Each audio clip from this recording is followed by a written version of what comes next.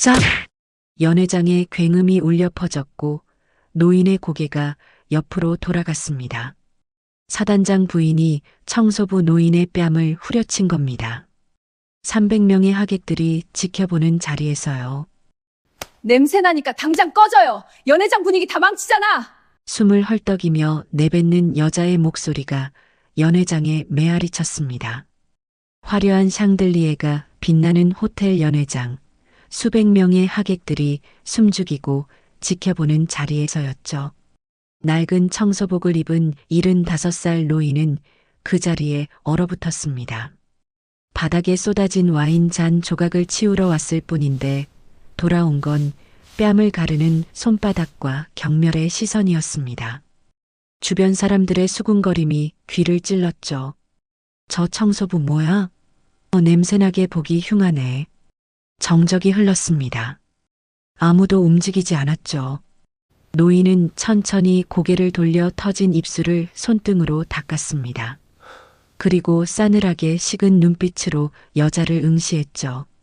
분노도 두려움도 없는 깊고 단단한 눈이었습니다.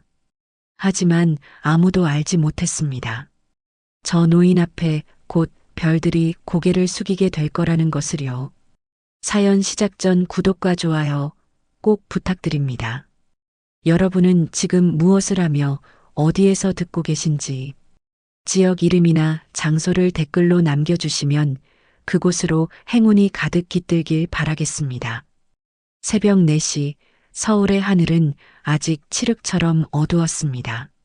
한철은 지하철 첫 차가 다니기도 전에 집을 나서서 강남 한복판에 자리 잡은 그랜드파크 호텔 후문으로 발걸음을 옮기고 있었습니다. 정문 쪽에서는 화려한 조명이 대리석 바닥을 비추고 있었지만 그가 향하는 곳은 음식물 쓰레기 집화장과 맞닿은 후문이었죠. 축축한 새벽 공기 속에 음식물이 썩어가는 냄새가 코끝을 찔렀고 바닥에는 어젯밤 비가 고여 만든 웅덩이들이 군데군데 널려 있었습니다. 한철은 웅덩이를 피해 조심스럽게 걸으면서 후문 옆 직원 출입구로 들어섰습니다. 75이라는 나이가 무색하게 그의 걸음은 여전히 곱고 단단했지만 허리를 일부러 조금 굽히고 고개를 숙인 채 걷는 모습은 영락없는 노인 청소부의 그것이었습니다. 좁은 탈의실에 들어서자 형광등 불빛 아래 낡은 청소복이 걸려 있었고 그는 평상복을 벗어 사물함에 넣으면서 주머니 속 오래된 가죽 지갑을 잠시 손으로 만졌습니다. 지갑 안쪽에는 별 4개가 새겨진 작은 금속 배지가 들어 있었는데 손끝에 닿는 그 묵직한 감촉이 3년 전 은퇴식 날을 떠올리게 했습니다. 국군의 날 기념 행사가 끝난 뒤 그는 마지막으로 정복의 단추를 풀었고 카메라 플래시가 터지는 순간 자신의 45년 군 생활이 끝났음을 실감했었죠. 청소복의 단추를 채우고 있을 때 탈의실 문이 열리더니 고참 청소부 2명이 들어왔습니다. 50대 중반쯤 되어 보이는 남자와 40대 후반의 여자였는데 둘 다 한철을 보자마자 대놓고 한숨을 내쉬었습니다. 아이고, 할아버지 오늘도 일찍 오셨네요. 남자 청소부가 말했지만 그 목소리에는 반가움보다 귀찮음이 더 묻어 있었습니다. 여자 청소부는 한술 더 떠서 손에 들고 있던 구역 배치표를 한철에게 내밀며 퉁명스럽게 말했죠. 오늘 지하 2층 화장실이랑 쓰레기 집화장 쪽 복도 맡으세요. 거기가 제일 더럽긴 한데 뭐 어쩌겠어요. 신참이시니까.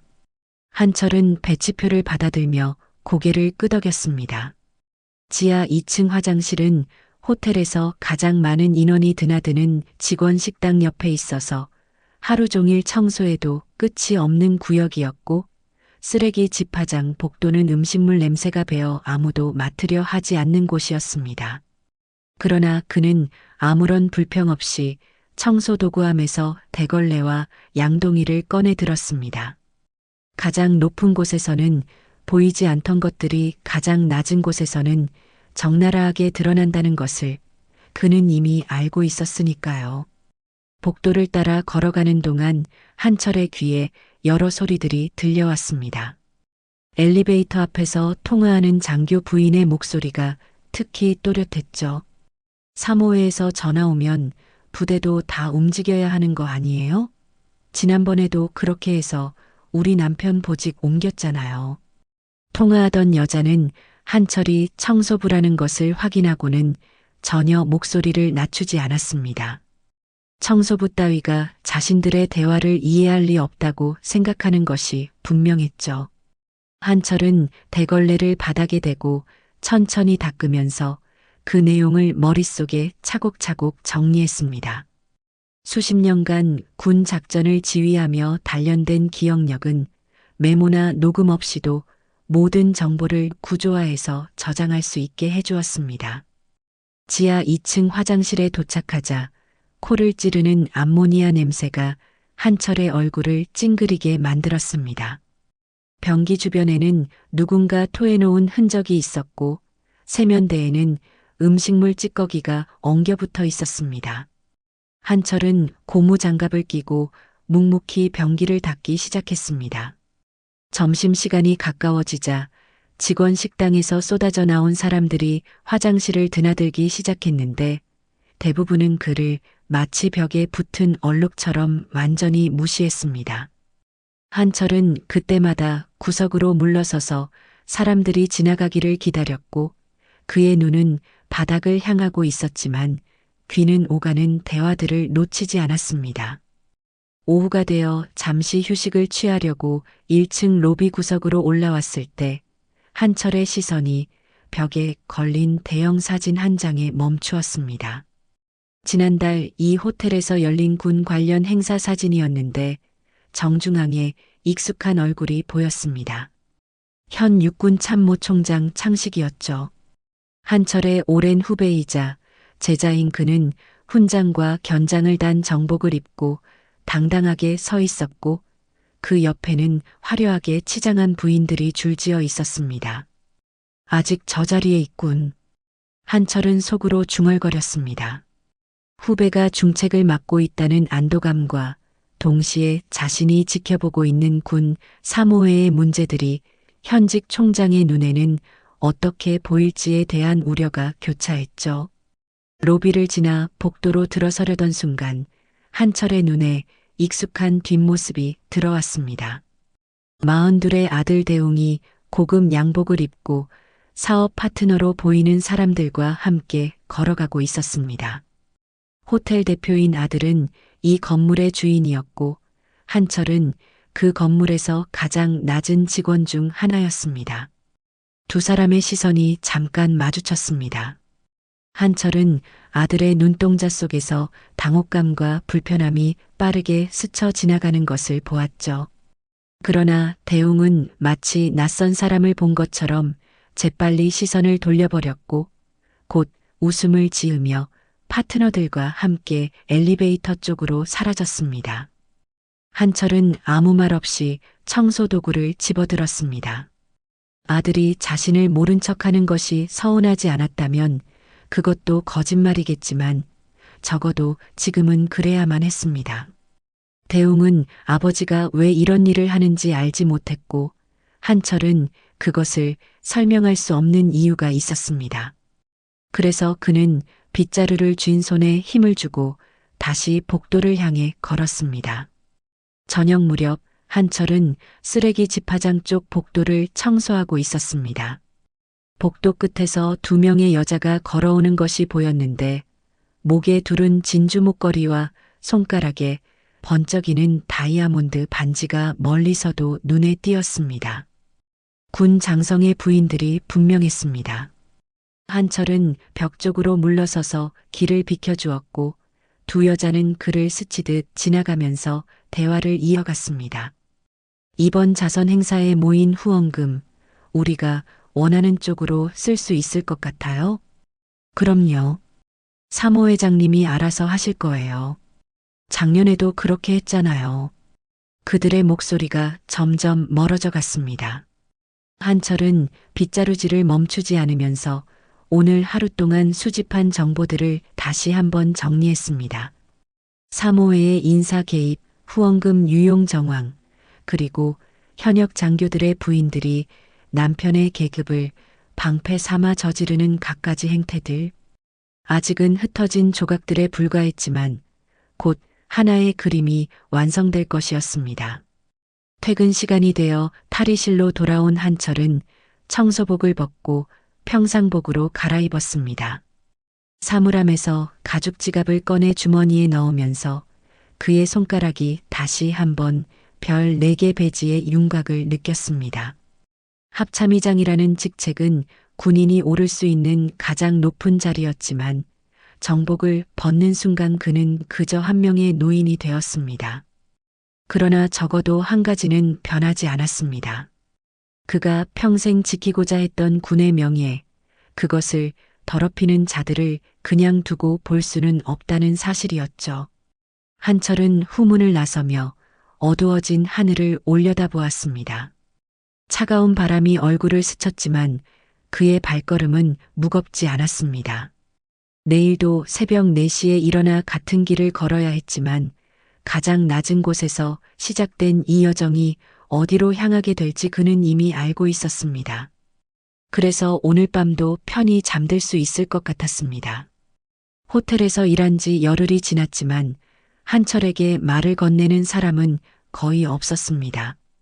청소부라는 존재는 이 화려한 공간에서 투명인간과 다름없었고 사람들은 그를 바닥에 얼룩이나 벽에 붙은 소화기처럼 당연히 있어야 하지만 굳이 신경 쓸 필요는 없는 것으로 여겼습니다. 한철은 그 무관심에 익숙해져 가고 있었고 오히려 그것이 자신의 목적에 도움이 된다는 것을 알고 있었습니다. 그날도 한철은 새벽 4시에 출근해서 지하 2층 화장실부터 청소를 시작했습니다.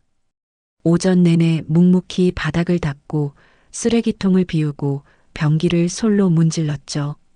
점심시간이 가까워지자 허리가 뻐근하게 아파왔고 그는 잠시 쉬기 위해 3층 비상계단 쪽으로 발걸음을 옮겼습니다. 비상계단은 손님들이 거의 이용하지 않는 곳이라 청소부들이 몰래 휴식을 취하기에 적당한 장소였습니다. 계단참에 도착해 창턱에 걸터 앉으려던 순간 한철의 귀에 누군가 흐느끼는 소리가 들려왔습니다. 소리가 나는 쪽으로 조심스럽게 다가가 보니 계단 구석에 젊은 여직원 한 명이 웅크리고 앉아 울고 있었습니다. 호텔 로비에서 안내 업무를 담당하는 직원인 것 같았는데 명찰에는 김서연이라는 이름이 적혀 있었습니다.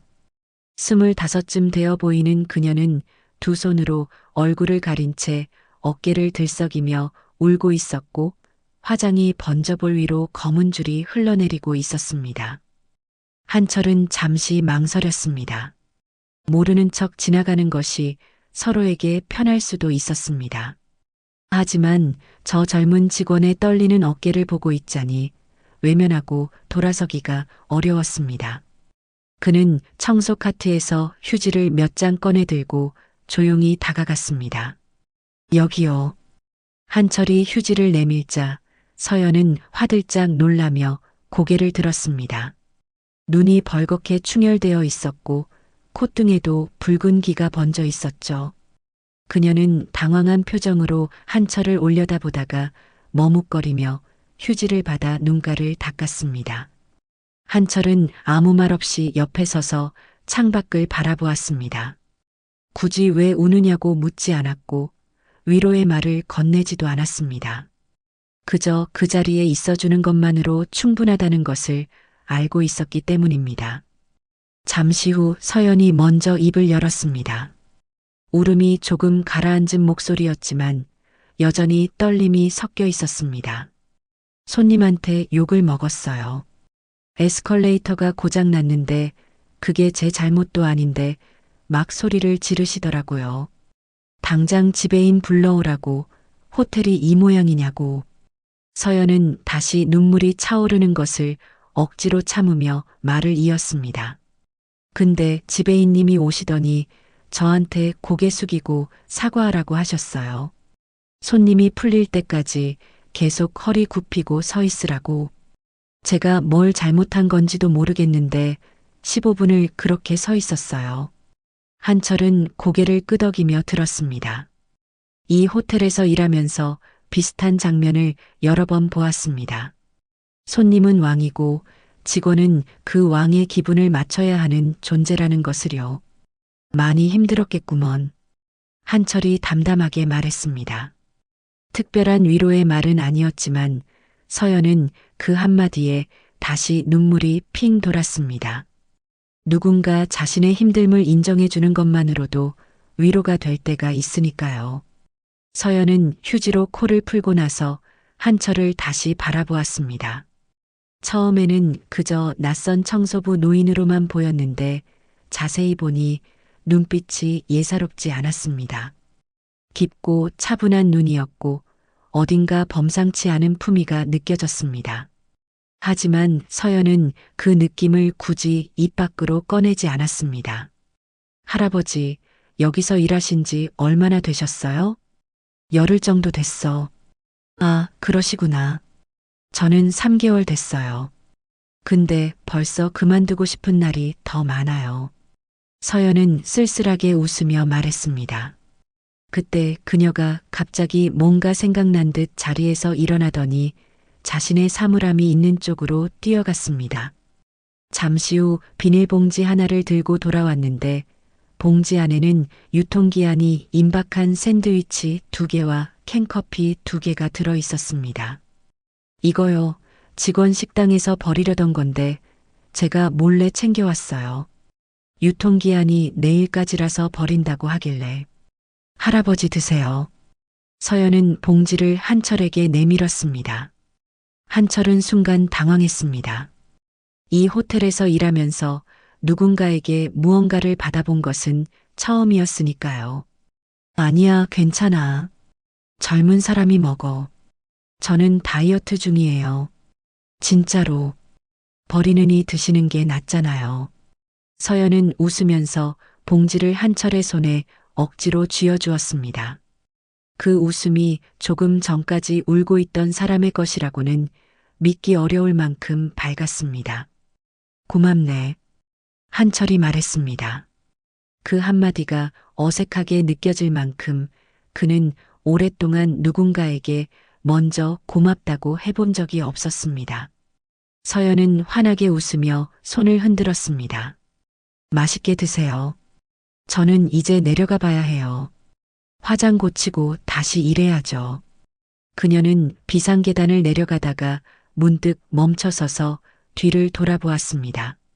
참 할아버지. 저희 외할아버지도 군인이셨거든요. 육군 대령으로 전역하셨대요. 제가 태어나기 전에 돌아가셔서 직접 뵌 적은 없지만 사진으로만 봤어요. 정복 입으신 모습이 진짜 멋있더라고요. 한철은 가슴이 찌릿해지는 것을 느꼈습니다. 이 젊은 직원은 자신이 누군지 전혀 모르면서 그저 한 명의 노인으로서 자신을 대하고 있었습니다. 낡은 청소복을 입은 할아버지로서요. 외할아버지가 보셨으면 자랑스러워 했을 거야. 손녀딸이 이렇게 다른 사람 챙길 줄 아는 걸 보면. 한철이 말했습니다. 서연은 예상치 못한 칭찬에 얼굴이 빨개지더니 쑥스럽게 웃으며 계단을 내려갔습니다. 혼자 남은 한철은 창턱에 앉아 봉지 안에 샌드위치를 꺼냈습니다. 비닐 포장을 뜯고 한 입 베어 물었는데 평범한 햄 샌드위치였습니다. 캔커피를 따서 한 모금 마시자 쌉쌀한 맛이 입안에 퍼졌고 한철은 창밖으로 보이는 서울 하늘을 바라보며 천천히 씹었습니다. 샌드위치 2개와 캔커피 2개, 금액으로 따지면 얼마 되지 않는 것들이었지만 이상하게 목이 메었습니다. 휴식 시간이 끝나가고 있었습니다. 한철이 일어서려는데 바닥에 서연의 명찰이 떨어져 있는 것이 눈에 들어왔습니다. 아까 울다가 떨어뜨린 모양이었죠. 그는 명찰을 주워 호주머니에 넣고 계단을 내려갔습니다. 로비로 내려가니 서연이 안내 데스크에서 다시 일하고 있었습니다. 화장을 고쳤는지 얼굴에는 조금 전 울었던 흔적이 남아있지 않았습니다. 한철은 청소 카트를 밀고 가다가 데스크 앞을 지나면서 슬쩍 명찰을 내밀었습니다. 이거 계단에 떨어져 있더라고. 서연은 깜짝 놀라며 명찰을 받아들었습니다. 어머, 이거 제 명찰이네요. 감사합니다, 할아버지. 그녀는 명찰을 옷에 다시 달면서 한철을 향해 환하게 웃었습니다. 그리고 무심코 한철의 가슴팍을 가리키며 말했습니다. 할아버지 명찰도 좀 삐뚤어진 것 같아요. 한철은 고개를 숙여 자신의 명찰을 내려다보았습니다. 과연 한쪽으로 살짝 기울어져 있었죠. 그는 손으로 명찰을 바로잡으며 고개를 끄덕였습니다. 그러네. 고마워. 서연은 가볍게 손을 흔들며 데스크로 돌아갔고 한철은 청소 카트를 밀며 복도로 향했습니다. 그의 명찰에는 강한철이라는 이름 석자가 적혀 있었습니다. 이 호텔에서는 아무도 그 이름의 의미를 알지 못했지만 적어도 오늘 이 젊은 직원은 그 이름 석자가 삐뚤어졌다고 알려주었습니다. 오후 햇살이 복도 창으로 비스듬히 들어오고 있었습니다. 한철은 빗자루를 들고 천천히 바닥을 쓸었습니다. 발걸음이 아까보다 조금 가벼워진 것 같았습니다. 자선 행사가 사흘 앞으로 다가오자 호텔 전체가 술렁이기 시작했습니다. 복도마다 행사 안내 현수막이 걸렸고 로비에는 대형 꽃장식이 설치되었으며 연회장에서는 테이블 배치를 점검하는 직원들의 발걸음이 분주해졌습니다. 한철은 평소처럼 청소 카트를 밀며 복도를 오갔지만 그의 눈과 귀는 평소보다 더 예민하게 주변을 살피고 있었습니다. 이번 행사는 군 사모회가 주관하는 연례 자선 파티였습니다. 표면적으로는 불우이웃돕기 성금을 모으는 자리였지만 실제로는 장성 부인들이 자신들의 세력을 과시하고 인맥을 다지는 사교 무대였죠. 현역 장군들의 부인은 물론이고 대기업 후원사 임원들과 정재계 인사들까지 한자리에 모이는 대규모 행사라서 호텔 측에서도 최고 수준의 서비스를 준비하고 있었습니다. 한철은 청소를 하면서 행사 준비 상황을 자연스럽게 관찰했습니다. 연회장 앞을 지나갈 때 문틈 사이로 내부가 보였는데 20개가 넘는 원형 테이블이 배치되어 있었고 각 테이블마다 은색 식기와 크리스털 잔이 세팅되고 있었습니다. 무대 쪽에는 대형 스크린이 설치되어 있었고 조명 기사들이 사다리 위에서 핀 조명의 각도를 조절하고 있었죠. 오전 11시쯤 한철이 2층 복도를 청소하고 있을 때 엘리베이터에서 일단의 여성들이 내렸습니다. 화려한 옷차림과 짙은 화장, 그리고 목과 손가락에서 반짝이는 보석들이 한눈에 들어왔습니다. 장성 부인들이 행사 준비 점검을 위해 온 것이 분명했습니다. 한철은 벽 쪽으로 물러서서 청소하는 척하며 그들의 대화에 귀를 기울였습니다. 이번에 우리 남편이 별 하나 더 달면 사단장이에요. 근데 인사에서 밀릴 것 같다고 하더라고요. 40대 중반쯤 되어 보이는 여자가 말했습니다. 그녀의 목에는 진주 3줄짜리 목걸이가 걸려 있었고 손에는 명품 가방이 들려 있었습니다. 걱정 마세요. 사모회장님한테 말씀드려 볼게요. 지난번에도 그렇게 해서 잘 됐잖아요. 옆에 있던 다른 여자가 자신감 있게 대답했습니다. 한철은 그 말을 듣는 순간 손에 힘이 들어갔습니다. 인사에 개입한다는 말을 이렇게 대놓고 하다니, 그것도 호텔 복도 한복판에서요. 청소부 따위는 눈에 들어오지도 않는 모양이었습니다. 여자들은 연회장 쪽으로 걸어가면서 계속 대화를 이어갔습니다. 이번 행사 후원금이 얼마나 모일 것 같아요? 작년보다는 많을 거예요. 대기업 후원사를 3곳이나 더 섭외했거든요. 그 돈 어디 쓰는 건지 알아요? 글쎄요. 사모회장님이 알아서 하시겠죠. 우리가 신경 쓸 일은 아니잖아요. 한철은 그들이 시야에서 사라질 때까지 묵묵히 바닥을 닦았습니다.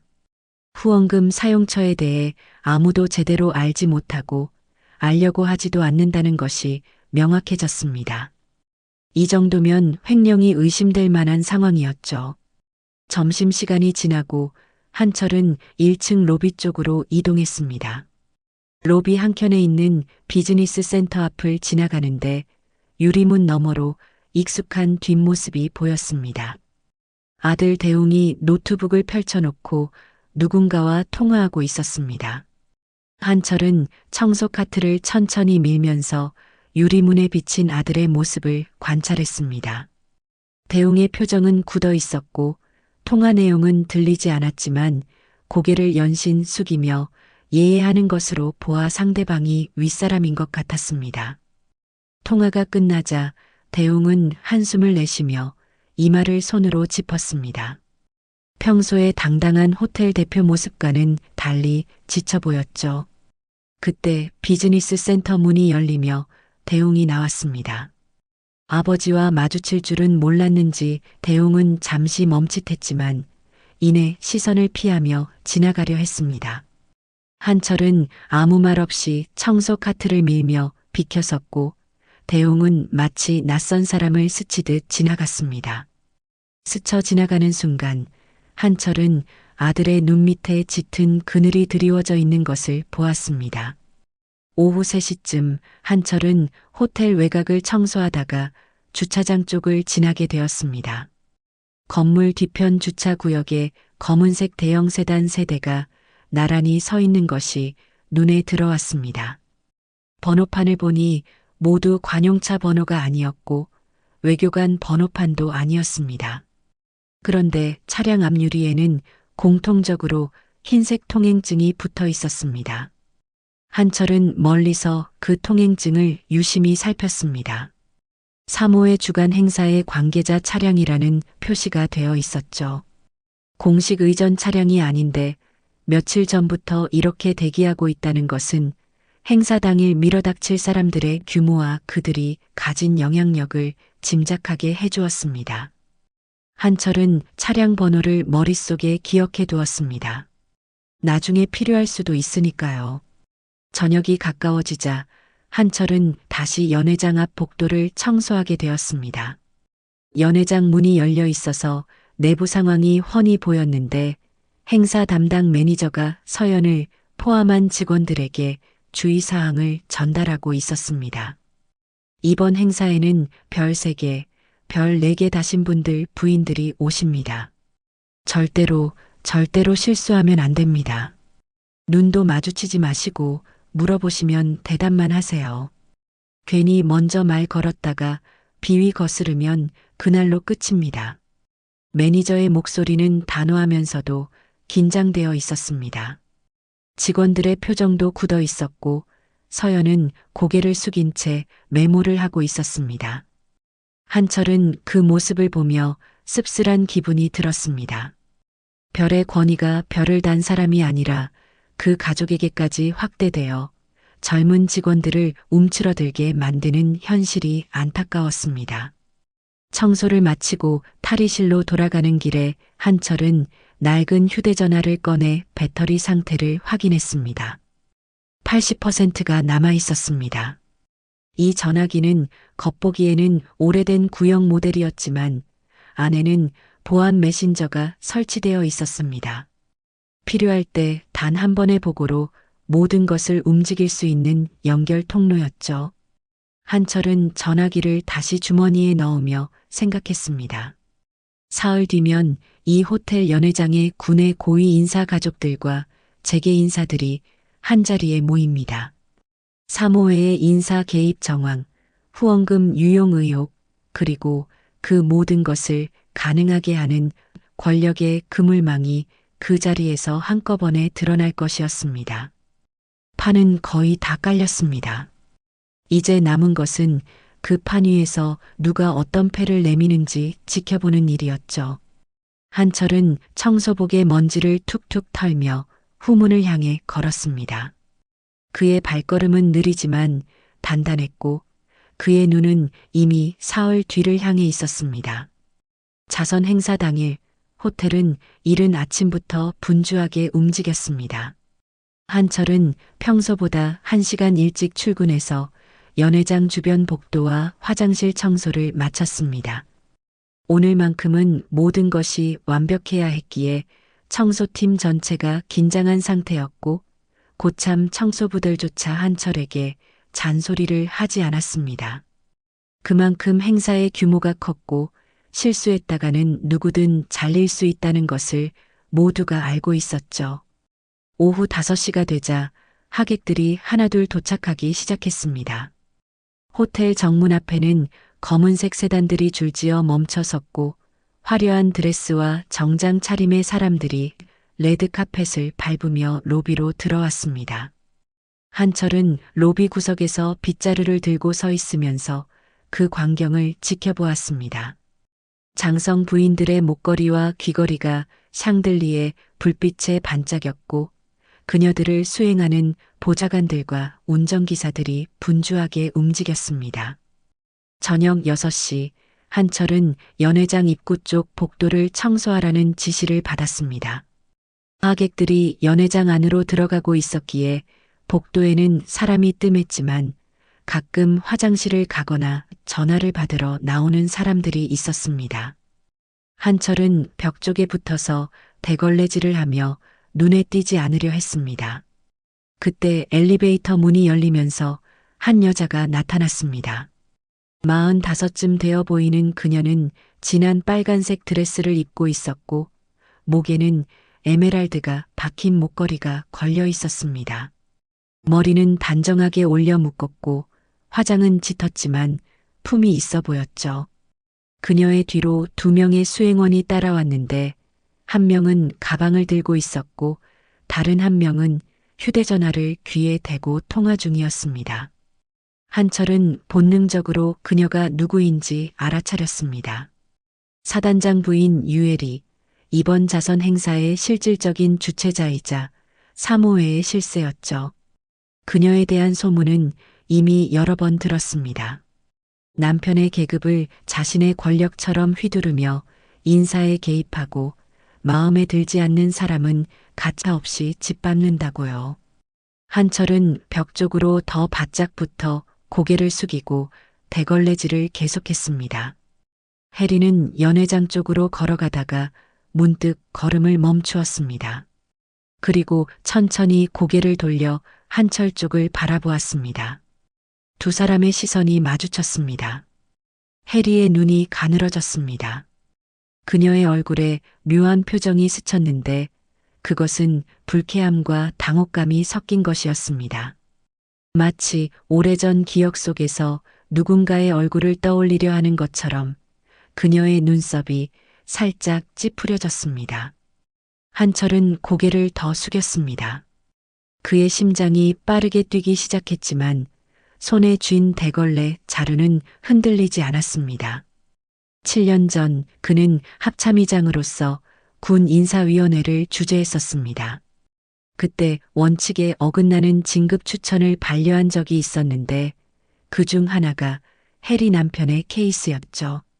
당시 해리가 직접 찾아와 로비를 시도했지만 한철은 단호하게 거절했었습니다. 해리는 한철의 얼굴을 한참 동안 노려보았습니다. 그녀의 입술이 실룩거렸고 손가락이 가방 끈을 꽉 쥐었습니다. 분명히 이 얼굴을 어디선가 본 것 같은데 어디서 봤는지 기억이 나지 않는 것 같았습니다. 그 익숙함이 그녀를 더욱 불쾌하게 만들었죠. 저 노인네, 왜 저렇게 재수없게 생겼지?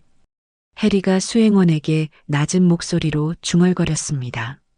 하지만 그 목소리는 한철의 귀에도 분명히 들렸습니다.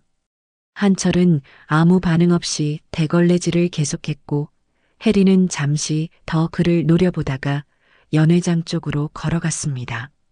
한철은 그녀가 시야에서 완전히 사라질 때까지 고개를 숙이고 있었습니다. 그의 이마에 식은땀이 맺혔지만 표정은 여전히 무덤덤했습니다. 해리가 자신을 완전히 알아보지는 못한 것 같았습니다. 7년이라는 세월과 청소복이라는 위장이 그를 보호해 주었죠. 하지만 그녀의 눈빛에서 느껴진 본능적인 적대감은 한철을 긴장하게 만들었습니다. 연회장에서 음악 소리가 흘러나왔고 행사가 본격적으로 시작된 것 같았습니다. 한철은 청소 도구를 정리하며 잠시 숨을 고르려 했습니다. 그때 뒤에서 날카로운 힐소리가 들려왔습니다.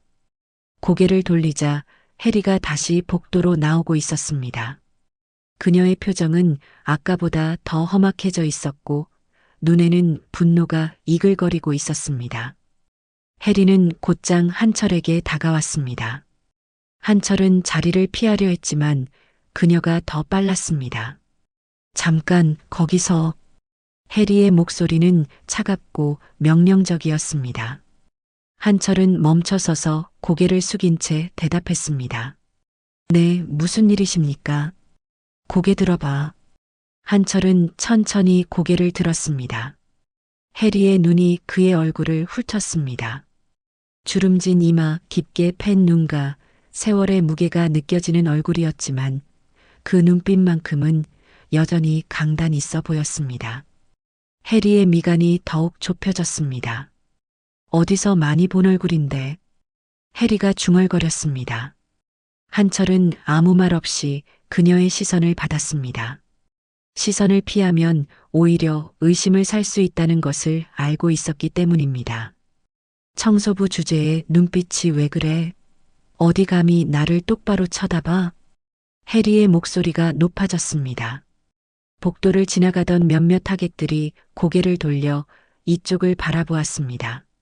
한철은 시선을 바닥으로 내렸습니다. 죄송합니다. 죄송하긴.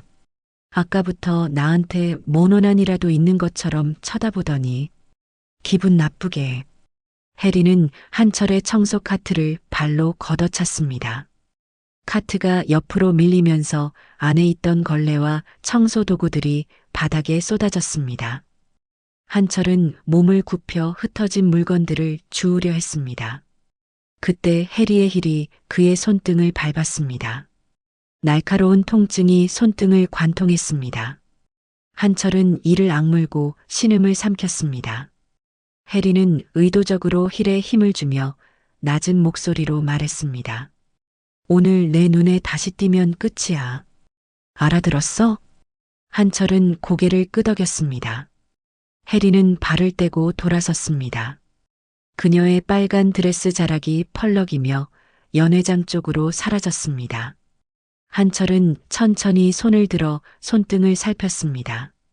힐 자국이 붉게 패여 있었고 피부가 살짝 벗겨져 있었습니다.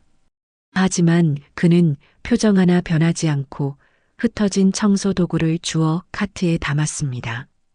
지나가던 하객 몇 명이 그 광경을 보고도 모른 척 지나갔고 호텔 직원 한 명이 멀리서 안타까운 표정으로 바라보다가 시선을 돌렸습니다.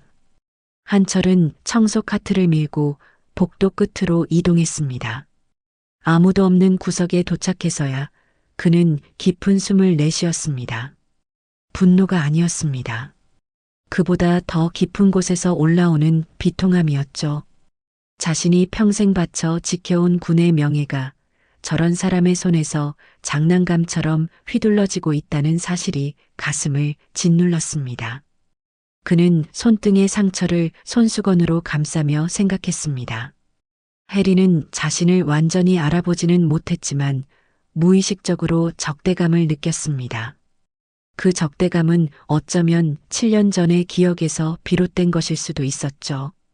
인간의 본능은 때로 기억보다 더 정확하게 과거를 기억하니까요. 연회장에서 박수 소리가 터져 나왔습니다. 행사가 절정으로 치닫고 있는 모양이었습니다. 한철은 손등의 통증을 무시하며 다시 청소 카트를 밀기 시작했습니다. 아직은 때가 아니었습니다. 하지만 그때가 머지 않았다는 것을 그는 확신하고 있었습니다. 연회장 안은 화려함의 극치였습니다. 크리스털 샹들리에가 천장에서 눈부시게 빛났고 20개가 넘는 원형 테이블마다 생화 장식과 은색 식기가 세팅되어 있었습니다. 300명이 넘는 하객들이 자리를 채웠고 무대 위에서는 현악 사중주단이 우아한 선율을 연주하고 있었죠. 장성 부인들은 서로의 보석과 드레스를 은근히 비교하며 인사를 나누었고 대기업 후원사 임원들은 군 고위층 가족들과 명함을 교환하며 미소를 지었습니다. 한철은 연회장 뒤편 서빙 통로에서 대기하고 있었습니다. 청소부가 연회장 안에 들어갈 일은 원래 없었지만 직원 한 명이 갑자기 아파서 쓰러지는 바람에 급하게 인력이 필요해졌습니다. 한철은 빈 접시를 치우고 테이블 주변을 정리하는 보조 업무를 맡게 되었죠. 그는 눈에 띄지 않게 연회장 구석을 돌아다니며 일했습니다. 저녁 7시 30분 행사가 절정에 다다랐습니다. 무대 위에서 사모회장이 올해 모금 현황을 발표했고 대형 스크린에는 후원 기업 명단과 금액이 화려하게 표시되었습니다. 하객들은 박수를 치며 서로 축하 인사를 나누었고 샴페인 잔이 부딪히는 소리가 여기저기서 울려 퍼졌습니다. 한철이 뒤쪽 테이블에서 빈 접시를 정리하고 있을 때 갑자기 연회장 한가운데서 여자의 날카로운 비명 소리가 들려왔습니다. 아이씨, 이게 뭐야? 해리의 목소리였습니다. 한철은 고개를 돌려 소리가 난 쪽을 바라보았습니다. 해리가 자리에서 벌떡 일어나 있었고 그녀의 빨간 드레스 앞자락에 붉은 와인이 흥건하게 쏟아져 있었습니다. 옆에 있던 젊은 여직원이 새파랗게 질린 얼굴로 쟁반을 들고 서 있었는데 그 직원이 바로 서연이었습니다. 죄송합니다. 정말 죄송합니다. 서연이 허리를 깊이 숙이며 연신 사과했습니다. 그녀의 목소리는 떨리고 있었고 눈에는 벌써 눈물이 그렁그렁 맺혀 있었습니다. 주변 하객들이 일제히 고개를 돌려 그 광경을 지켜보았고 연회장 전체가 조용해졌습니다. 해리의 얼굴은 분노로 붉게 물들어 있었습니다. 그녀는 드레스에 묻은 와인 자국을 내려다보다가 고개를 들어 서연을 노려보았습니다. 너 지금 뭐 한 거야? 이 드레스가 얼마짜린 줄 알아? 내 1년 월급으로도 못 사. 해리의 목소리가 연회장 전체에 울려 퍼졌습니다. 서연은 고개를 더 깊이 숙이며 계속 사과했지만 해리는 분이 풀리지 않는 듯 발을 동동 굴렀습니다. 한철은 멀리서 그 장면을 지켜보고 있었습니다. 가슴이 철렁 내려앉았습니다. 서연은 자신에게 샌드위치와 커피를 건네준 그 젊은 직원이었습니다. 돌아가신 외할아버지 이야기를 했던 그 마음 따뜻한 아이였죠. 한철은 청소 도구를 내려놓고 한 발짝 앞으로 나가려다 멈추었습니다. 지금 나서면 상황이 더 나빠질 수 있었습니다. 해리는 주변을 둘러보다가 한철을 발견했습니다. 아까 복도에서 마주쳤던 그 청소부였죠. 그녀의 눈이 번뜩였습니다. 너 이리 와. 해리가 한철을 가리키며 소리쳤습니다. 연회장에 있던 모든 시선이 한철에게로 쏠렸습니다. 한철은 잠시 망설이다가 천천히 걸어갔습니다. 가슴이 빠르게 뛰었지만 표정은 무덤덤하게 유지했습니다. 이 엉망인 거 당장 치워. 빨리. 해리가 바닥에 떨어진 와인잔 조각들을 가리키며 말했습니다. 한철은 고개를 끄덕이고 몸을 굽혀 조각들을 줍기 시작했습니다. 그때 해리의 시선이 다시 한철의 얼굴에 멈추었습니다. 아까 복도에서 느꼈던 그 묘한 불쾌감이 다시 밀려왔습니다. 저 얼굴, 저 눈빛이 어딘가 거슬렸습니다. 7년 전 자신의 남편 진급을 막았던 누군가의 얼굴과 닮아 있었지만 청소복을 입은 노인이 그 사람일 리는 없었죠. 하지만 그 닮음이 해리의 분노에 기름을 부었습니다. 너 뭘 그렇게 천천히 해? 빨리 못 치워? 해리가 한철의 등을 발로 밀었습니다. 한철은 균형을 잃고 앞으로 비틀거렸습니다. 연회장에서 탄식 소리가 작게 들려왔지만 아무도 나서지 않았습니다. 아까부터 느꼈는데 너 눈빛이 왜 그래? 청소부 주제에 어디서 나를 쳐다봐? 해리는 점점 더 흥분하고 있었습니다. 와인에 젖은 드레스에 대한 분노, 낯익은 얼굴에 대한 불쾌감, 그리고 권력자로서의 오만함이 한꺼번에 폭발하고 있었죠. 그녀는 한철의 앞에 서서 그를 내려다보았습니다. 야, 냄새난다 할배. 연회장에서 냄새가 나. 해리가 소리쳤습니다. 그 순간 연회장이 쥐 죽은 듯 고요해졌습니다. 300명이 넘는 하객들이 숨을 죽이고 그 광경을 지켜보았습니다. 아무도 말리지 않았고 아무도 나서지 않았습니다. 한철은 바닥에 무릎을 꿇은 채 유리 조각을 줍고 있었습니다. 그의 손이 미세하게 떨렸지만 그것은 두려움 때문이 아니었습니다. 분노를 억누르고 있었기 때문이었죠. 45년을 군에 바쳤고 이 나라를 지키기 위해 목숨을 걸었던 사람이었습니다. 그런 그가 지금 300명 앞에서 냄새난다는 모욕을 당하고 있었습니다. 그때 서연이 앞으로 뛰어나왔습니다. 저기 손님, 이건 제 잘못이에요. 이분은 상관없어요. 서연의 목소리는 떨리고 있었지만 그녀는 한철의 앞을 막아섰습니다. 해리의 눈이 가늘어졌습니다. 뭐야 너. 비켜. 하지만 이분은 정말. 해리가 손을 들어 서연의 뺨을 때리려 했습니다. 한철이 재빨리 일어나 서연을 뒤로 밀어냈습니다. 그 순간 해리의 손바닥이 한철의 뺨에 명중했습니다. 찰싹. 그 소리가 연회장 전체에 울려 퍼졌습니다. 한철의 머리가 옆으로 돌아갔습니다.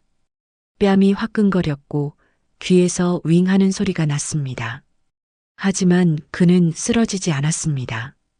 고개를 천천히 돌려 해리를 똑바로 바라보았습니다. 해리는 그 눈빛에 순간 움찔했습니다. 청소부의 눈이라고 하기에는 너무나 깊고 단단한 눈빛이었습니다. 마치 자신을 관통하는 것 같은 느낌이었죠. 하지만 그녀는 그 불안함을 더 큰 분노로 덮어버렸습니다. 뭘 봐? 무릎 꿇어. 해리가 소리쳤습니다. 하지만 한철은 움직이지 않았습니다. 그는 묵묵히 서서 해리를 바라보았습니다.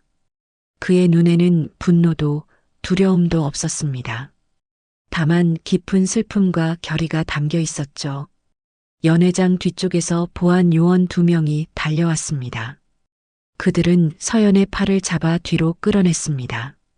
서연이 울면서 소리쳤습니다. 할아버지, 할아버지는 잘못한 거 없어요. 한철은 끌려가는 서연을 바라보았습니다. 그 젊은 직원이 자신을 위해 나섰다가 오히려 곤란해진 것이 마음 아팠습니다. 하지만 지금은 어쩔 수 없었습니다. 연회장 입구 쪽에서 대웅이 급히 뛰어왔습니다. 아버지가 뺨을 맞는 장면을 멀리서 본 모양이었죠. 대웅의 얼굴은 창백했고 눈에는 당혹감과 두려움이 교차하고 있었습니다. 한철은 아들과 눈이 마주쳤습니다. 대웅의 눈동자 속에서 여러 감정이 빠르게 스쳐 지나가는 것이 보였습니다. 분노, 슬픔, 그리고 무력감. 한철은 그 눈빛을 읽으며 생각했습니다. 아들이 어떤 선택을 할지 곧 알게 될 것이라고요. 연회장의 샹들리에 불빛이 여전히 눈부시게 빛나고 있었습니다. 하지만 그 아래에서 벌어진 일은 결코 아름답지 않았습니다. 한철은 뺨의 통증을 느끼면서도 표정을 바꾸지 않았습니다. 이제 모든 것이 기록되었습니다. 300명의 목격자가 있었고 진실은 곧 밝혀질 것이었습니다. 연회장은 여전히 술렁이고 있었습니다. 방금 벌어진 일이 너무나 충격적이었기에 하객들은 서로 눈짓을 주고받으며 수군거렸죠. 하지만 아무도 대놓고 해리를 비난하지는 않았습니다. 사단장 부인이자 사모의 실세인 그녀에게 맞서는 것은 곧 자신의 사회적 지위를 위험에 빠뜨리는 일이었으니까요. 한철은 뺨을 맞은 채 연회장 한가운데 서 있었습니다. 뺨이 화끈거렸고 귀에서는 아직도 윙하는 소리가 났지만 그는 표정 하나 바꾸지 않았습니다. 오히려 그의 눈빛은 더욱 깊어졌고 해리를 똑바로 바라보는 시선에는 미동도 없었습니다. 그 흔들림 없는 태도가 해리를 더욱 불안하게 만들었습니다. 해리는 한철이 무너지지 않는 것이 마음에 들지 않았습니다. 청소부 따위가 자신 앞에서 저렇게 당당할 수 있다는 것 자체가 모욕적으로 느껴졌죠. 그녀는 연회장을 둘러보며 목소리를 높였습니다. 다들 보셨죠? 이게 요즘 호텔 수준이에요. 청소부가 연회장에 들어와서 손님한테 불쾌감을 주고 사과도 제대로 안 하고 하객들 사이에서 어색한 웃음이 흘러나왔습니다. 해리는 그 반응에 고무되어 더욱 기세등등해졌습니다. 내가 누군지 알아요? 우리 남편이 강한철 합참의장님과는 형님, 동생하는 사이고 저 또한 의장님, 사모님과는 친자매나 다름없는 사람이에요. 전화 한 통이면 이런 노인네 하나쯤은 호텔에서도 군에서도 바로 매장해버릴 수 있다고요. 그 순간 한철의 얼굴에 미세한 변화가 스쳤습니다. 분노가 아닌 자신의 이름이 가장 추하고 천박한 방식으로 소비되는 데 대한 깊은 냉소였죠. 해리는 지금 자신이 때린 사람이 바로 그 강한철이라는 사실을 전혀 모른 채 그의 이름을 권력의 칼날로 휘두르고 있었습니다. 주변 사모의 인사들이 해리의 말에 맞장구를 쳤습니다. 맞아요. 해리 씨 남편분이 의장님 핵심 라인이시잖아요. 강 의장님 댁이랑 그렇게 각별하시니 이번 인사 쪽에서도 영향력이 대단하시겠네요. 해리는 어깨를 으쓱하며 우쭐거렸습니다. 한철은 그 모습을 보며 속으로 깊은 한숨을 쉬었습니다. 자신이 현역 시절 단 한 번도 인사에 사적으로 개입한 적이 없었음을 오히려 원칙에 어긋나는 청탁은 단호하게 쳐냈음을 그녀는 알 리가 없었습니다. 그때 연회장 입구 쪽에서 호텔 대표인 대웅이 급히 달려왔습니다. 상황을 파악한 그의 얼굴은 순식간에 흑빛으로 변했습니다. 대웅은 해리와 아버지 사이를 번갈아 바라보았습니다. 한철의 눈빛은 담담했지만 그 안에 담긴 깊은 슬픔을 대웅은 읽을 수 있었습니다. 아버지는 아무 말도 하지 않았습니다. 마치 아들이 어떤 선택을 하는지 지켜보겠다는 듯이요. 해리가 대웅에게 한 발짝 다가섰습니다. 그녀의 목소리는 낮았지만 그 안에 담긴 칼날은 예리했습니다. 강 대표님, 우리 사모회가 이 호텔 행사에 쏟아붓는 돈이 얼만지 잊은 건 아니겠죠? 이번 후원금 결제는 물론이고 앞으로의 모든 계약도 내 말 한마디에 달려 있어요. 이 노인네 당장 치워요. 안 그러면 호텔 투자금 전부 회수하고 사모의 명단에서 강 대표님 이름도 영원히 지워버릴 테니까. 대웅의 얼굴이 더욱 굳어졌습니다.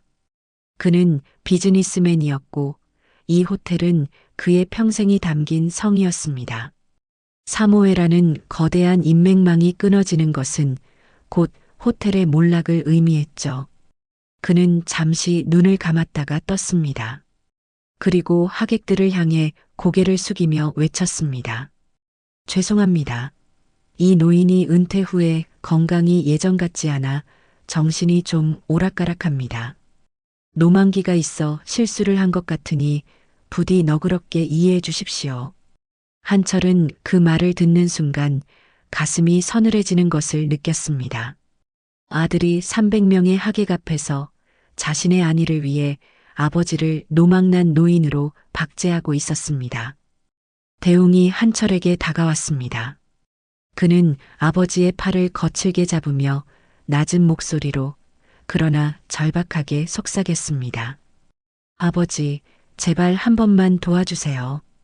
이제 은퇴하셨잖아요. 과거에 별 달고 호령하던 시절 생각 좀 버리시라고요. 여긴 자존심 따지는 전쟁터가 아니라 돈이 오가는 비즈니스 현장이란 말입니다. 한철은 아들의 눈을 바라보았습니다. 대웅의 눈동자가 심하게 흔들리고 있었습니다. 두려움과 수치심, 그리고 비겁한 자기 합리화가 그 안에서 소용돌이치고 있었죠. 한철은 아무 말도 하지 않았습니다. 저 아이는 나를 지키려는 게 아니라 자기 손에 쥔 것들을 지키려는 거구나. 그 깨달음이 가슴 가장 깊은 곳을 베고 지나갔습니다. 대웅은 보안 요원에게 차가운 눈짓을 보냈습니다. 2명의 보안 요원이 다가와 한철의 양팔을 잡았습니다. 물리적인 폭력보다 더 잔인한 천륜의 단절이 일어나는 순간이었습니다. 창고 쪽으로 모시고 가세요. 조용히 당장. 대웅의 목소리는 비정할 만큼 딱딱했습니다. 한철은 끌려가면서 아들의 뒷모습을 보았습니다. 대웅은 이미 돌아서서 해리에게 비굴할 만큼 허리를 굽히고 있었습니다. 정말 죄송합니다, 사모님. 다시는 이런 불쾌한 일 없도록 조치하겠습니다. 해리는 만족스러운 듯 고개를 끄덕였습니다. 자신의 권력이 한 가정을, 그리고 한 인간의 존엄을 무너뜨렸다는 사실에 도취한 승리자의 미소였습니다. 한철은 보안 요원들에게 이끌려 연회장을 빠져나갔습니다. 복도를 지나면서 그의 눈빛은 이미 감정을 지워내고 있었습니다. 아들에 대한 비애, 해리에 대한 분노, 그 모든 것을 차갑게 갈무리하며 다음 수를 계산하기 시작했죠. 창고 앞에 도착하자 보안 요원들이 한철의 팔을 놓았습니다. 그들조차 무거운 침묵에 짓눌린 듯 민망한 표정이었습니다. 어르신, 여기서 잠시만 계십시오. 행사가 끝나면 바로 나가실 수 있게 하겠습니다. 한철은 말없이 고개를 끄덕이고 창고 안으로 들어섰습니다. 육중한 문이 닫히고 어둠이 그를 덮었습니다. 뺨은 여전히 화끈거렸고 힐에 짓눌린 손등은 욱신거렸습니다. 하지만 한철은 깊은 숨을 내쉬며 차갑게 가라앉았습니다. 오늘 밤의 모든 일, 폭행, 모욕, 인사 개입의 확증, 그리고 권력의 눈이 먼 자들의 추태까지 모든 증거가 완성되었습니다. 한철은 주머니에서 낡은 휴대전화를 꺼냈습니다. 푸르스름한 화면 불빛이 어둠을 갈랐습니다. 조금 더 확실한 파멸을 위해 해리가 자신의 정체를 모른 채 저 화려한 무대 위에서 가장 높은 오만을 떨도록 놔두어야 했습니다. 가장 높은 곳에서 추락할 때 그 파멸의 소리가 가장 웅장한 법이니까요. 한철은 휴대전화를 다시 주머니에 넣었습니다. 창고 밖에서 희미하게 들려오는 연회장의 웃음소리를 들으며 그는 어둠 속에 홀로 앉아 거대한 심판의 시작을 준비했습니다. 창고 안은 고요했습니다. 형광등 하나 없는 어둠 속에서 한철은 낡은 의자에 앉아 호흡을 가다듬고 있었습니다. 연회장에서 흘러나오는 음악 소리가 벽을 타고 희미하게 들려왔지만 그의 귀에는 거의 닿지 않았습니다. 머릿속에서 오늘 밤 벌어진 모든 일이 빠르게 정리되고 있었기 때문이죠. 300명 앞에서의 폭행, 냄새난다는 모욕, 강한철이라는 이름을 팔며 권력을 과시하던 해리의 허세, 가리고 아들의 외면. 하나하나가 머릿속에서 증거로 분류되었습니다. 감정은 이미 한쪽에 내려놓았습니다. 지금 필요한 것은 차가운 판단이었죠. 한철은 주머니에서 낡은 휴대전화를 꺼냈습니다. 겉보기에는 10년도 더 된 구형 모델이었지만 그 안에는 군 수뇌부만 사용하는 보안 메신저가 설치되어 있었습니다. 은퇴 후에도 특별한 사유로 접근 권한을 유지하고 있었죠. 화면의 불빛이 어둠을 갈랐고 한철의 얼굴이 푸르스름하게 비쳤습니다. 보안 메신저에 접속하자 수신자 목록이 떴습니다. 맨 위에 있는 이름은 오창식, 현 육군 참모총장이었습니다. 한철의 오랜 후배이자 제자였고 지금 군에서 그가 가장 신뢰하는 사람이었죠. 한철은 메시지 입력창을 열고 잠시 손가락을 멈추었습니다. 이 메시지를 보내는 순간 모든 것이 시작됩니다. 돌이킬 수 없는 수순이 작동하기 시작할 것이었죠. 한철은 깊은 숨을 내쉬며 화면을 바라보았습니다. 뺨에는 아직도 해리의 손바닥 자국이 화끈거렸고 손등에는 힐에 짓눌린 상처가 욱신거렸습니다. 하지만 그것들은 이제 증거의 일부일 뿐이었습니다. 한철은 천천히 메시지를 입력하기 시작했습니다. 현장 확보 완료. 상황 보고합니다. 대상 유혜리 현역 사단장 부인, 3호의 실세. 정황 인사 개입 발언 다수 확인. 후원금 유용 의혹. 공개 폭행 및 모욕. 목격자 300명 이상. 증거 음성 녹음 없음. 다만 현장 목격 진술 확보 가능. 본인 피해 사실 포함. 판단 즉시 대응 필요. 3호의 조직적 비리 가능성 높음. 메시지를 입력하는 동안 한철의 손은 흔들리지 않았습니다. 45년간 군에서 복무하며 수없이 많은 보고서를 작성했고 수많은 결단을 내려왔습니다. 이 메시지도 그중 하나일 뿐이었죠. 다만 이번에는 자신이 피해자라는 점이 달랐습니다. 한철은 전송 버튼을 눌렀습니다. 메시지가 발송되었다는 표시가 뜨고 화면이 다시 어두워졌습니다. 1분이 지났습니다. 답장이 오지 않았습니다. 2분이 지났습니다. 여전히 화면은 고요했습니다. 한철은 휴대전화를 손에 쥔 채 기다렸습니다. 메시지가 읽혔는지 확인했지만 수신 확인 표시조차 뜨지 않았습니다. 창식이 자리에 없는 것인지 아니면 다른 이유가 있는 것인지 알 수 없었죠. 창고 안의 어둠이 갑자기 더 짙어지는 것 같았습니다. 3분이 지나고 4분이 지났습니다. 한철의 머릿속에 불현듯 의문이 스쳤습니다. 혹시 이번에는 다를까? 창식이 현실적인 판단을 우선시할 수도 있었습니다.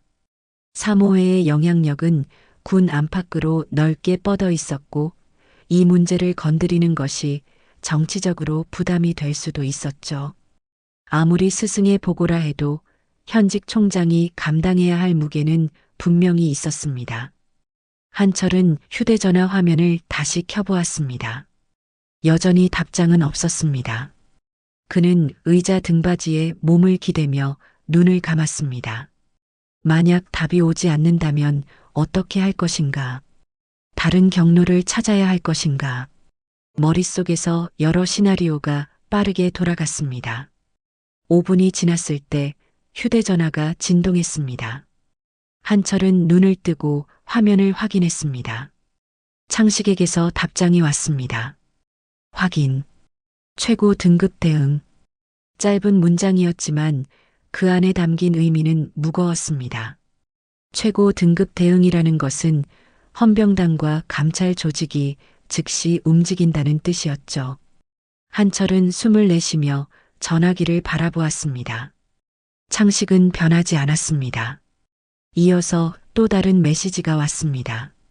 지금부터 저희가 모십니다. 현 위치 유지 부탁드립니다. 한철은 휴대전화를 주머니에 넣고 의자에 등을 기댔습니다. 그의 입가에 희미한 미소가 떠올랐습니다. 여전히 원칙을 지키는 군인이었고 스승의 말을 가볍게 여기지 않는 후배였죠. 창고 문 밖에서 발자국 소리가 들려왔습니다. 한철은 자리에서 일어나 청소복의 먼지를 툭툭 털었습니다. 문이 열리자 형광등 불빛이 쏟아져 들어왔고 검은 정장 차림의 남자 2명이 서 있었습니다. 군 정보 요원들이었죠. 그들은 한철을 보자마자 허리를 숙여 인사했습니다. 의장님 모시러 왔습니다. 한철은 고개를 끄덕였습니다. 그는 창고를 나서면서 뒤를 돌아보지 않았습니다. 낡은 의자와 어둠만 남은 그곳에 더 이상 미련은 없었죠. 요원들이 한철을 호텔 후문 쪽으로 안내했습니다. 거기에는 검은색 세단 한 대가 대기하고 있었고 운전석에는 또 다른 요원이 앉아 있었습니다. 한철은 뒷좌석에 올라탔고 차는 조용히 출발했습니다. 차 안에서 한철은 창밖을 바라보았습니다. 호텔 건물이 점점 멀어지고 있었고 연회장의 화려한 조명이 어둠 속으로 사라져갔습니다.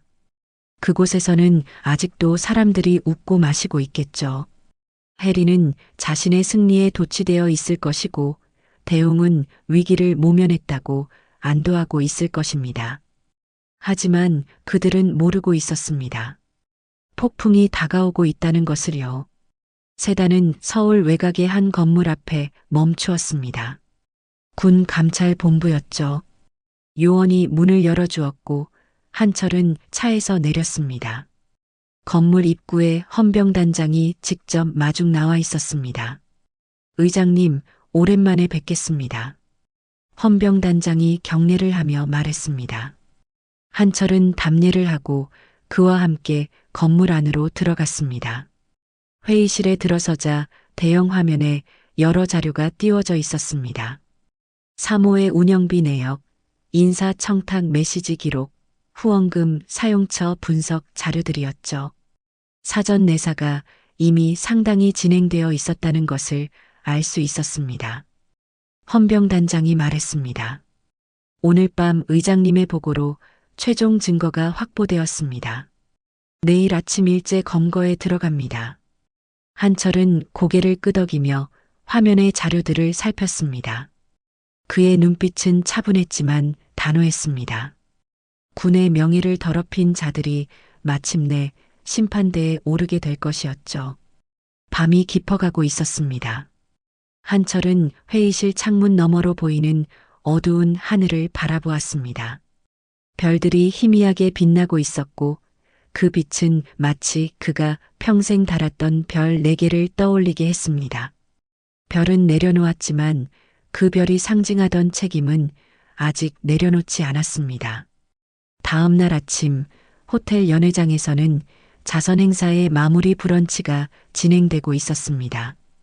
어젯밤 파티의 여운이 화려하게 남아 있었고 장성 부인들과 후원사 임원들은 느긋하게 커피를 마시며 담소를 나누고 있었죠. 해리는 연회장 정중앙 테이블에 앉아 주변의 시선을 한 몸에 받으며 우아하게 웃고 있었습니다.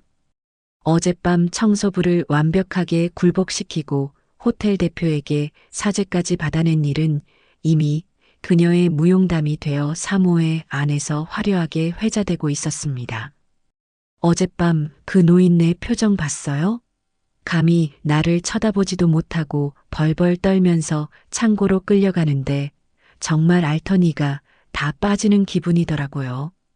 해리가 옆에 앉은 부인에게 샴페인 잔을 가볍게 흔들며 자랑스럽게 말했습니다.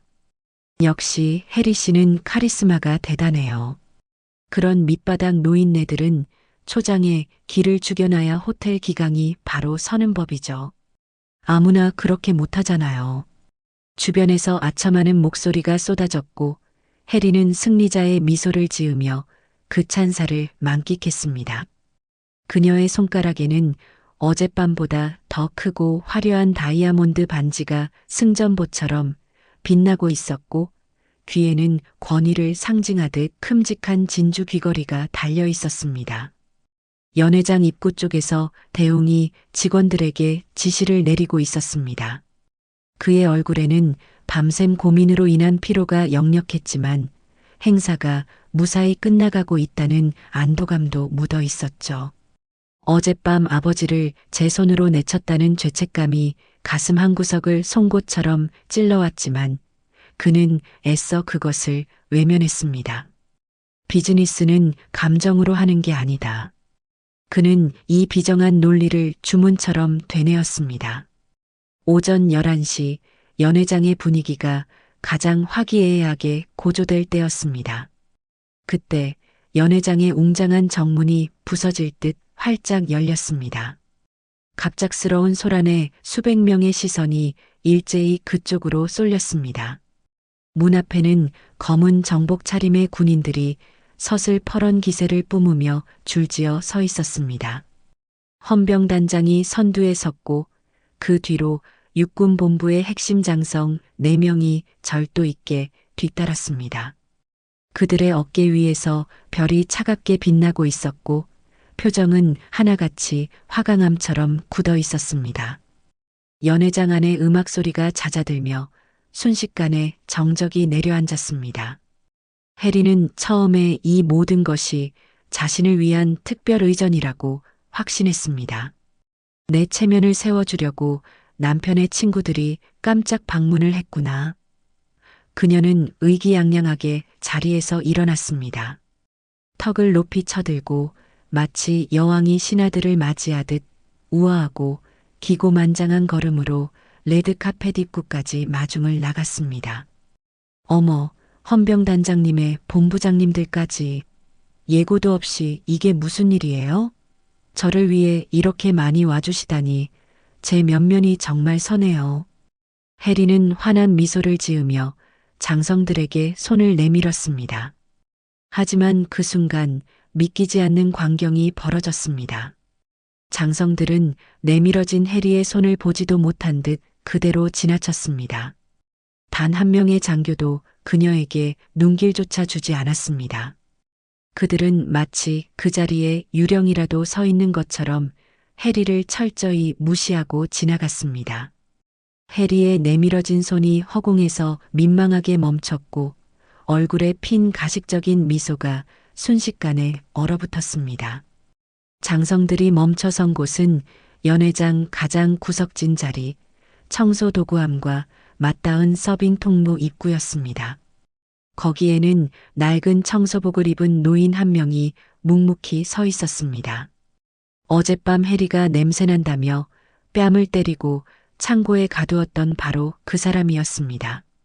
한철은 조용히 서서 다가오는 장성들을 바라보았습니다. 그의 표정은 호수처럼 담담했고 자세는 여전히 총대를 맨 듯 곧았습니다. 비록 물기가 밴 청소복 차림이었지만 그 눈빛에서 뿜어져 나오는 위엄은 연회장의 화려한 샹들리에보다 더 눈부셨습니다. 헌병단장이 한철의 코앞에서 멈춰 섰습니다. 그리고 벼락 같은 구령과 함께 차렷 자세를 취했습니다. 경례. 4명의 장성이 일제히 거수 경례를 올렸습니다. 손끝이 관자놀이에 닿는 동작은 자로 잰 듯 정확했고 경례를 올리는 장성들의 손은 경외심으로 인해 미세하게 떨리고 있었습니다. 의장님, 헌병단장이 외쳤습니다. 그 짧은 3글자가 거대한 해일처럼 연회장 전체를 휩쓸고 지나갔습니다. 연회장은 이제 얼음물을 끼얹은 듯한 정적에 휩싸였습니다. 수백 명의 하객이 숨을 멈춘 채 그 광경을 목격했습니다. 의장님이라는 호칭, 그리고 현직 장성들이 청소부에게 바치는 지고한 이유, 그 의미를 이해하는 데는 그리 오랜 시간이 걸리지 않았습니다. 해리의 안색이 순식간에 종이장처럼 창백해졌습니다. 그녀의 눈이 튀어나올 듯 휘둥그레졌고 짙게 칠한 입술이 바르르 떨렸습니다. 저 청소부 노인네가 의장? 합참의장 강한철? 그녀의 머릿속에서 어젯밤 자신이 뱉었던 오만한 말들이 부메랑이 되어 돌아와 꽂혔습니다. 우리 남편이 강 의장이랑 형님 동생하는 사이라고 떠들며 때렸던 그 노인이 바로 그 이름의 주인이었습니다. 해리의 다리에서 힘이 풀렸습니다. 그녀는 옆에 있는 테이블을 붙잡고 간신히 버텼지만 이미 온몸은 사시나무 떨듯 떨리고 있었습니다.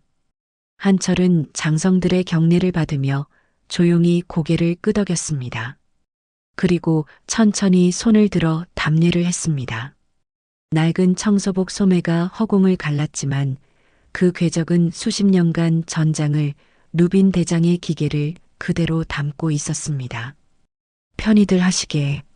한철의 낮은 목소리가 장례를 압도했습니다. 장성들이 경례를 내리자 헌병단장이 한 발짝 앞으로 나서며 엄중하게 보고했습니다. 의장님, 어젯밤 보고해 주신 내용을 바탕으로 오늘 새벽 일제 검거가 진행되었습니다. 3호의 운영비 횡령 및 인사 개입 혐의로 핵심 인물 7명이 체포되었으며 현재 고강도 조사가 진행 중입니다. 헌병단장의 목소리는 심판의 종소리처럼 연회장에 울려 퍼졌습니다. 하객들 사이에서 비명 같은 웅성거림이 터져나왔고 해리의 주변에 있던 부인들은 오물을 피하듯 서둘러 거리를 두기 시작했습니다. 헌병단장이 마침내 해리 쪽으로 몸을 돌렸습니다. 그 눈빛은 차가운 얼음 송곳 같았습니다. 유해리 씨 3호의 운영비 횡령 및 인사청탁 혐의로 긴급 체포합니다. 동행해 주셔야겠습니다. 아울러 남편 되시는 박 사단장께서는 이 시간부로 직무정지 및 보직 해임 절차에 들어갔음을 알려드립니다. 해리의 얼굴이 처참하게 일그러졌습니다.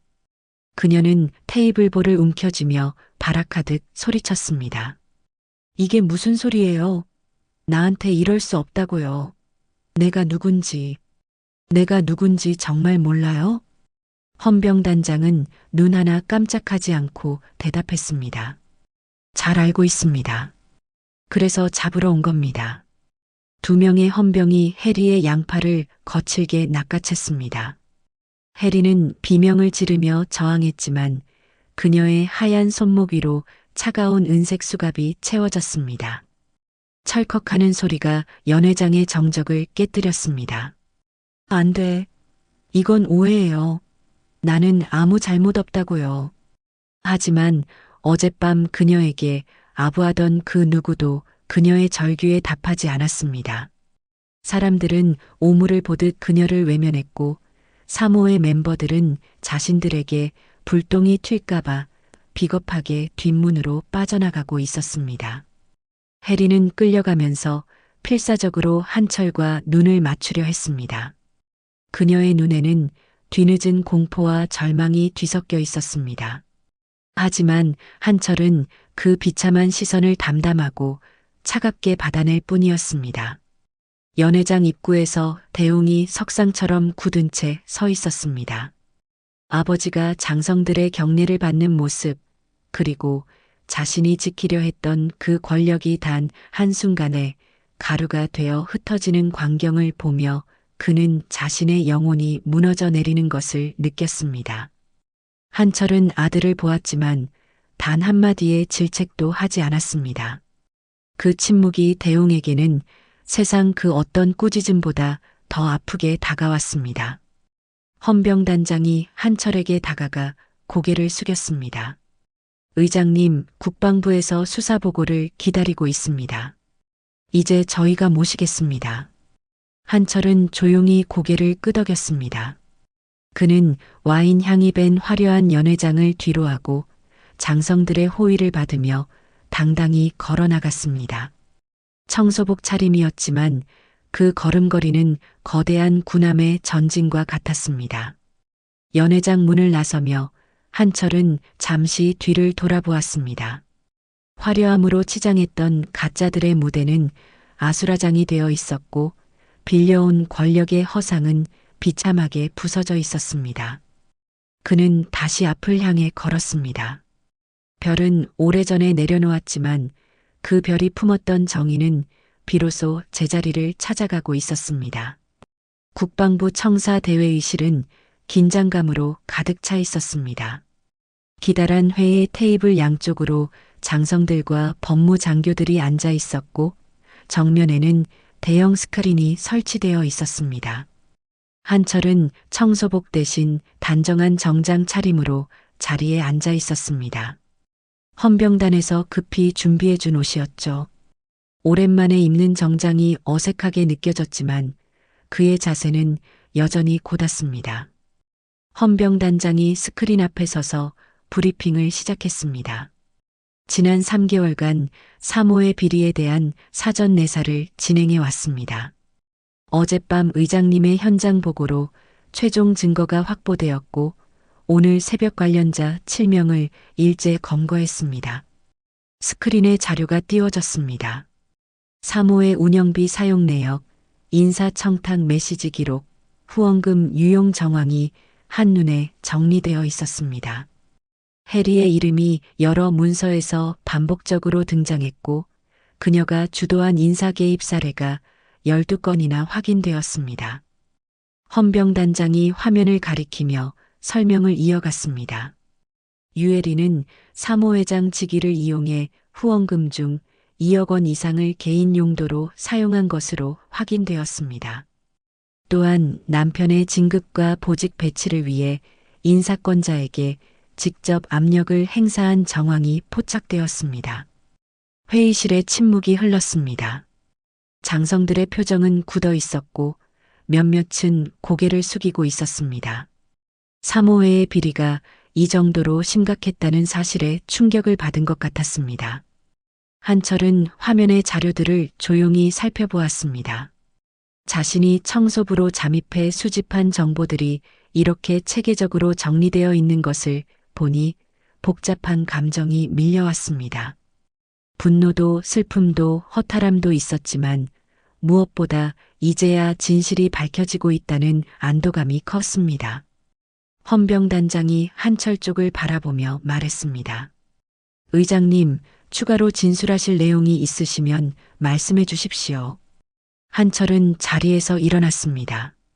회의실에 있는 모든 시선이 그에게 쏠렸습니다. 그는 잠시 침묵하다가 낮은 목소리로 말하기 시작했습니다. 내가 청소부로 잠입한 것은 복수를 위해서가 아니었습니다. 군의 명예가 어떻게 더럽혀지고 있는지 직접 보고 싶었습니다. 그리고 그 현장에서 내가 본 것은 예상보다 훨씬 심각했습니다. 한철의 목소리는 차분했지만 그 안에는 수십 년간 군에 몸담아온 사람의 무게가 실려 있었습니다. 계급은 빌려 쓰는 것입니다. 하지만 그 계급에 따르는 책임은 빌릴 수 없습니다. 남편의 별을 자기 것처럼 휘두르며 인사에 개입하고 후원금을 빼돌리고 낮은 자리에 있는 사람들을 짓밟는 행위는 결코 용납될 수 없습니다. 회의실에 있던 장성들 중 몇몇이 고개를 끄덕였습니다. 한철의 말에 공감하는 것 같았습니다. 나는 어젯밤 그 여자에게 뺨을 맞았습니다. 300명 앞에서 냄새난다는 모욕을 당했습니다. 하지만 그것이 중요한 게 아닙니다. 중요한 것은 저 여자 같은 사람들이 우리 군의 기강을 무너뜨리고 있다는 사실입니다. 한철은 스크린에 띄워진 자료들을 가리켰습니다. 이것은 개인의 비리가 아닙니다. 시스템의 문제입니다. 사모회라는 조직이 군 인사에 영향을 미칠 수 있다는 것 자체가 문제입니다. 이번 사건을 계기로 제도적인 개선이 이루어져야 합니다. 헌병 단장이 고개를 끄덕이며 말했습니다. 말씀하신 내용은 조사 결과 보고서에 반영하겠습니다. 국방부 장관님께서도 이 문제를 심각하게 받아들이고 계십니다. 회의가 진행되는 동안 문이 열리고 한 사람이 들어왔습니다. 현 육군 참모총장 창식이었습니다. 그는 한철을 보자 다가와 경례를 올렸습니다. 의장님, 늦어서 죄송합니다. 장관님 보고가 길어졌습니다. 한철은 고개를 끄덕이며 답례했습니다. 창식의 얼굴에는 피로가 역력했지만 눈빛은 단호했습니다. 오늘 새벽 검거 작전은 성공적으로 마무리되었습니다. 유해리 외에 사모의 핵심 인사 6명이 추가로 체포되었고 관련 장교들에 대한 조사도 시작되었습니다. 창식이 스크린 쪽을 가리키며 덧붙였습니다. 사단장은 오늘 오전부로 직무정지되었습니다. 보직 해임 절차가 진행 중이고 예비역 편입 심사도 검토되고 있습니다. 한철은 그 말을 듣고도 표정을 바꾸지 않았습니다. 해리의 남편인 사단장은 직접적인 비리에 가담하지는 않았지만 아내의 행동을 방치한 책임을 피할 수는 없었습니다. 계급이 높을수록 책임도 무거운 법이니까요. 회의가 끝나고 한철은 창식과 함께 복도를 걸었습니다. 창문 너머로 오후 햇살이 비스듬히 들어왔고 복도에는 두 사람의 발자국 소리만 울렸습니다. 의장님, 고생 많으셨습니다. 창식이 조심스럽게 말했습니다. 한철은 창밖을 바라보며 대답했습니다. 고생은 자네가 더했지. 사전 내사를 3개월이나 진행했으면서 나한테 한마디도 안 했더군. 창식이 쓴웃음을 지었습니다. 의장님을 믿었기 때문입니다. 현장에서 직접 증거를 확보해 주실 거라고요. 한철도 희미하게 웃었습니다. 오랜 제자이자 후배인 창식은 여전히 믿을 만한 군인이었습니다. 이번 일이 끝나면 어떻게 하실 겁니까? 창식이 물었습니다. 한철은 잠시 생각하다가 대답했습니다. 원래 하던 일로 돌아가야지. 원래 하던 일이라면? 한철은 창밖을 바라보며 말했습니다. 청소. 내가 제일 잘하는 일이야. 창식은 그 말의 의미를 이해했는지 고개를 끄덕였습니다. 한철이 말하는 청소는 단순히 바닥을 닦는 것이 아니었습니다. 군에 쌓인 먼지를 털어내는 것, 명예를 더럽힌 것들을 치우는 것이었죠. 두 사람은 청사 출구까지 함께 걸었습니다. 문 앞에서 창식이 다시 한번 경례를 올렸습니다. 의장님, 앞으로도 지켜봐 주십시오. 한철은 답례를 하고 문을 나섰습니다. 밖에는 검은색 세단이 대기하고 있었지만 그는 차를 타지 않았습니다. 대신 천천히 걸어서 청사를 빠져나갔습니다. 오후의 바람이 얼굴을 스쳤습니다. 한철은 깊은 숨을 들이마시며 하늘을 올려다보았습니다. 구름 사이로 햇살이 비치고 있었고 그 빛은 따뜻했습니다. 오랜만에 마음이 가벼워지는 것을 느꼈습니다. 절차가 움직였고 심판이 내려졌습니다. 감정이 아닌 원칙으로, 복수가 아닌 정의로. 그것이 한철이 평생 지켜온 방식이었고 그 방식은 끝까지 흔들리지 않았습니다. 모든 것이 끝난 지 일주일이 지났습니다. 3호의 비리 사건은 언론에 대대적으로 보도되었고 해리를 포함한 관련자들은 검찰에 송치되어 재판을 기다리고 있었습니다. 사단장은 예비역으로 편입되었고 군 인사제도 개선을 위한 특별위원회가 구성되었습니다. 한철의 이름은 여러 기사에 언급되었지만 그는 어떤 인터뷰도 하지 않았습니다. 새벽 4시 한철은 다시 호텔 후문 앞에 서 있었습니다. 일주일 전과 같은 시간, 같은 장소였습니다. 음식물 쓰레기 냄새가 코끝을 스쳤고 바닥에는 어젯밤 내린 비가 고여 있었습니다. 한철은 웅덩이를 피해 천천히 걸으며 직원 출입구로 향했습니다. 탈의실에 들어서자 낡은 청소복이 사물함에 걸려 있었습니다. 한철은 정장을 벗고 청소복으로 갈아입었습니다. 단추를 채우면서 주머니 속 가죽 지갑을 만져보았습니다. 별 4개 배지는 여전히 그 안에 있었고 손끝에 닿는 감촉은 변함없이 묵직했습니다. 청소 도구함에서 빗자루와 쓰레받기를 꺼내 들었습니다. 익숙한 무게가 손에 느껴졌고 한철은 복도를 향해 걸었습니다. 아직 어두운 복도에는 비상등만 켜져 있었고 그의 발자국 소리만 울려 퍼졌습니다. 연회장 앞에 도착했을 때 한철은 잠시 멈춰 섰습니다. 일주일 전 이곳에서 뺨을 맞았고 300명 앞에서 굴욕을 당했습니다. 하지만 지금 그 기억은 더 이상 아프지 않았습니다. 상처는 아물었고 진실은 밝혀졌으니까요. 한철은 빗자루질을 시작했습니다. 바닥에 떨어진 먼지와 쓰레기를 쓸어 담으면서 그는 이 공간이 다시 깨끗해지는 것을 느꼈습니다. 청소라는 것은 그런 것이었습니다. 더러워진 것을 치우고 본래의 모습을 되찾아주는 일. 그가 평생 해온 일도 어쩌면 그것과 다르지 않았습니다. 해가 뜨기 시작할 무렵 비상계단 쪽에서 발자국 소리가 들려왔습니다. 한철이 고개를 돌리자 서연이 서 있었습니다. 그녀는 한철을 보자 눈이 휘둥그레졌습니다. 할아버지, 서연의 목소리에는 놀라움과 기쁨이 섞여 있었습니다. 그녀는 빠른 걸음으로 다가왔습니다.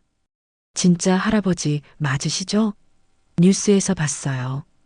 할아버지가 합참의장이셨다고. 저는 정말 몰랐어요. 한철은 빗자루를 멈추고 서연을 바라보았습니다. 그녀의 눈에는 여전히 그가 처음 만났을 때와 같은 따뜻함이 있었습니다. 그래, 나야. 놀랐겠구먼. 놀랐죠. 근데 이상하게 하나도 이상하지 않았어요. 할아버지가 보통 분이 아니라는 건 처음부터 느꼈거든요. 서연은 손에 들고 있던 비닐봉지를 내밀었습니다. 봉지 안에는 샌드위치 2개와 캔커피 2개가 들어 있었습니다. 이거 또 가져왔어요. 유통기한 임박이라서요. 한철은 그 봉지를 보며 웃음이 나왔습니다. 일주일 전과 똑같은 상황이었습니다. 하지만 그 의미는 완전히 달랐죠. 서연은 한철이 누구인지 알면서도 여전히 같은 방식으로 대하고 있었습니다. 별 4개를 달았던 사람에게도 청소복을 입은 노인에게도 똑같이요. 고맙네. 한철이 봉지를 받아들었습니다. 할아버지, 이제 여기서 안 일하셔도 되잖아요. 왜 또 오신 거예요? 서연이 조심스럽게 물었습니다. 한철은 손에 든 빗자루를 내려다보며 대답했습니다. 아직 청소할 게 남아서. 서연은 그 말의 의미를 완전히 이해하지는 못했지만 더 이상 묻지 않았습니다. 대신 환하게 웃으며 말했습니다. 그럼 저도 도와드릴게요. 오늘 제 담당 구역 청소 끝나면 놀러 올게요. 서연은 손을 흔들며 로비 쪽으로 향했습니다. 한철은 그녀의 뒷모습을 바라보다가 다시 빗자루질을 시작했습니다. 오전이 되자 호텔 로비가 분주해졌습니다. 손님들이 오가고 직원들이 바쁘게 움직였습니다. 한철은 구석에서 묵묵히 바닥을 닦고 있었습니다. 지나가는 사람들 중 몇몇은 그를 알아보는 것 같았지만 대부분은 그냥 지나쳤습니다. 청소부는 여전히 투명 인간이었고 한철은 그것이 편했습니다. 점심시간이 가까워질 무렵 한철은 호텔 후문 쪽으로 이동했습니다. 그때 익숙한 뒷모습이 눈에 들어왔습니다. 대웅이 후문 앞에 서 있었습니다. 그는 아버지를 보자 다가왔지만 선뜻 말을 꺼내지 못하고 머뭇거렸습니다. 한철은 빗자루질을 멈추고 아들을 바라보았습니다. 대웅의 얼굴에는 죄책감과 수치심이 역력했습니다. 눈 밑의 그늘은 더 짙어져 있었고 어깨는 축 처져 있었습니다. 아버지, 대웅이 힘겹게 입을 열었습니다. 죄송합니다. 그날 제가. 한철은 아들의 말을 끊지 않고 들었습니다. 대웅은 고개를 숙인 채 계속 말했습니다. 아버지를 지키지 못했습니다. 아니, 지키려고 하지 않았습니다. 제가 비겁했습니다. 한철은 잠시 침묵하다가 낮은 목소리로 말했습니다. 내가 비겁했던 건 맞아. 하지만 그건 내가 나를 몰라서가 아니라 내 자신을 몰랐기 때문이야. 대웅이 고개를 들었습니다. 그의 눈에 눈물이 그렁그렁 맺혀 있었습니다. 가장 낮은 자리부터 배워라. 그래야 가장 높은 자리에서도 흔들리지 않아. 한철은 손에 들고 있던 빗자루를 대웅에게 내밀었습니다. 대웅은 당황한 표정으로 빗자루를 바라보았습니다. 아버지, 이게 무슨... 내 호텔이잖아. 직접 청소해봐. 거기서부터 시작해. 대웅은 한참 동안 빗자루를 바라보다가 천천히 손을 뻗어받아 들었습니다. 그의 손이 떨리고 있었지만 빗자루 자루를 쥐는 힘은 단단했습니다. 한철은 아들의 어깨를 가볍게 두드리고 돌아섰습니다.